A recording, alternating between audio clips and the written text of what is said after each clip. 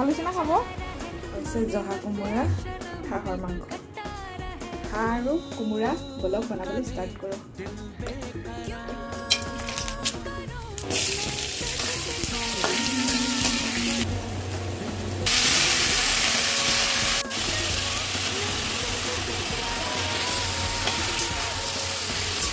আজি বতৰটো খুবেই বেছি ভাল, মাংস খাবৰ কাৰণে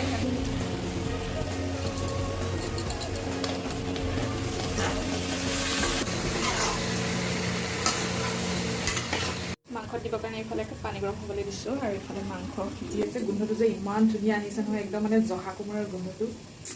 লাৰি দিওঁ, এয়া চাওক কি ধুনীয়া হৈছে। দিছোঁ জালুকৰ গুড়ি, এয়া